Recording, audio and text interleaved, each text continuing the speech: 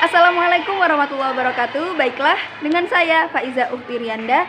Di video kali ini saya akan mengulas dan menjelaskan kepada teman-teman sekalian tentang makalah saya yang berjudul mengenal dan memahami fikih distribusi keadilan sosial ekonomi. Pasti pada penasaran kan, apa sih distribusi itu?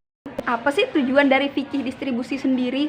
Kemudian mungkin kita juga pada bertanya-tanya, apa yang dimaksud dengan keadilan fikih distribusi dalam Islam? Nah, yang mana sebentar lagi kita akan mengulas secara dalam. Nah, kita to the point ke pembahasan ya. Pembahasan yang pertama adalah mengenai pengertian distribusi. Apa itu distribusi? Nah, jadi dalam ekonomi Islam, makna distribusi itu memiliki makna yang sangat luas.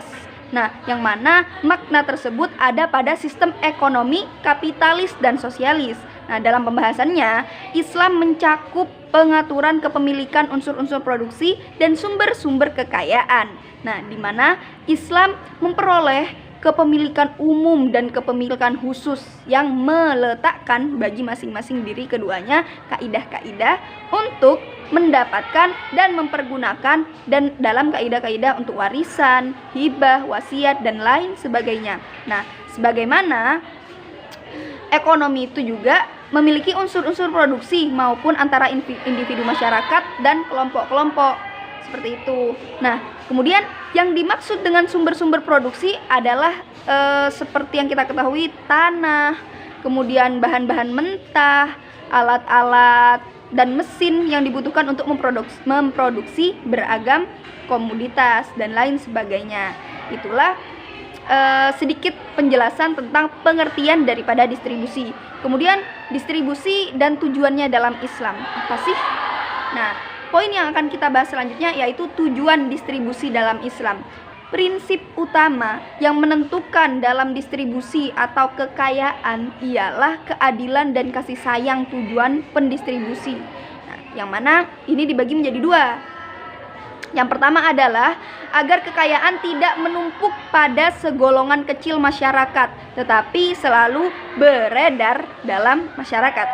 Nah, itu yang pertama. Kemudian yang kedua adalah berbagai faktor produksi yang ada perlu mempunyai pembagian yang adil dalam kemakmuran negara.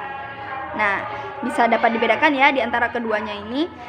Kemudian ada tujuan distribusi dan ekonomi dalam Islam dapat dikelompokkan kepada tujuan dakwah, pendidikan, sosial, dan ekonomi. Nah, jadi tujuan ekonomi dalam Islam diingat ya, bisa dikelompokkan sebagai tujuan dakwah, kemudian tujuan pendidikan, dan tujuan sosial.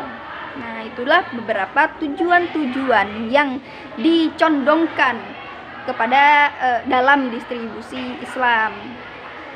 Kemudian yang terakhir kita akan membahas tentang keadilan distribusi dalam ekonomi Islam. Nah, dari penjelasan yang telah dikemukakan dari beberapa konsep di atas ya. Nah, yang dalam bentuk mekanisme dan sistem distribusi dalam Islam, yang mana hal itu berorientasi kepada sebuah sistem yang berkeadilan, sukses, menyeluruh, dan merealisasikan tujuan-tujuan yang baik dan efektif. Nah, hal ini bisa dijelaskan atau dipaparkan dari berbagai macam distribusi ya.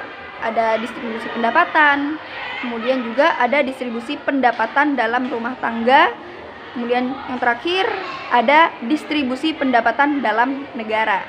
Nah, yang mana hal ini juga dikategorikan atau diperinci lebih dalam lagi tentang distribusi pendapatan.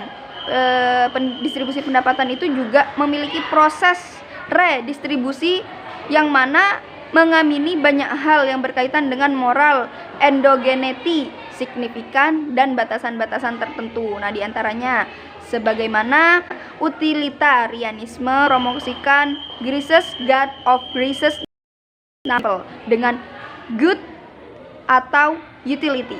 Seperti itu ya. Nah, yang mana ini diharmoniskan dengan pengertian halal haram, kemudian peruntungan manusia, dan peningkatan utility manusia adalah tujuan utama dari tujuan penggunaan ekonomi dan lain sebagainya. Nah, itulah salah satu ya. salah satu contoh dari yang distribusi pendapatan.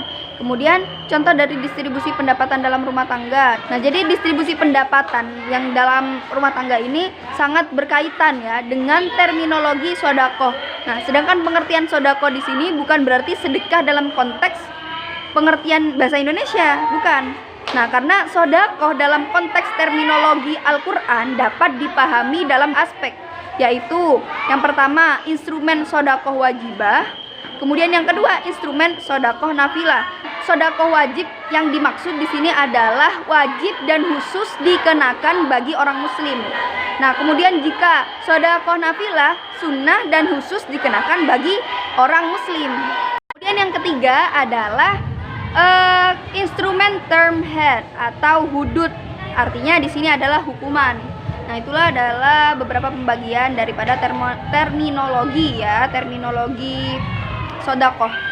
Yang terakhir kita akan membahas tentang distribusi pendapatan dalam negara. Salah satu pembagian dari keadilan distribusi dan ekonomi Islam, yaitu adalah yang terakhir yang saat ini kita bahas, distribusi pendapatan dalam negara.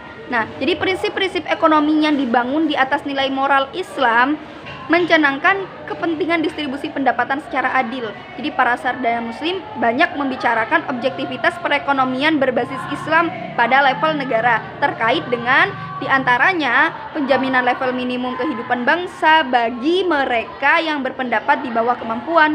Nah, negara wajib bekerja untuk meningkatkan kesejahteraan materi bagi lingkungan sosial maupun individu dengan pemanfaatan sebesar-besarnya atas sumber daya yang tersedia. Nah, itulah distribusi pendapatan dalam negara. Ya, kemudian juga dilanjutkan dengan model ekonomi politik ya, yang mana ini dalam pengambilan keputusan dan kebijakan pemerintah yang berdampak secara langsung dan tidak langsung kepada distribusi pendapatan. Nah, seperti anggaran pendapatan dan belanja negara, kebijakan fiskal dan moneter dengan basis hipotesis kepada ketidaksempurnaan pasar teori-teori yang berkaitan dengan moral hazard dan adverse selection. Seperti itu. Itulah pemaparan dari makalah saya sendiri yang berjudul Mengenal dan Memahami tentang Fikih Distribusi Keadilan Sosial Ekonomi. Baiklah, saya Faiza Uhtirianda pamit undur diri. Mohon maaf bila ada kesalahan dan semoga bisa bermanfaat dan dapat dipahami oleh teman-teman sekalian. Wabillahi taufiq wal hidayah, waridha wal inayah. Wassalamualaikum warahmatullahi wabarakatuh.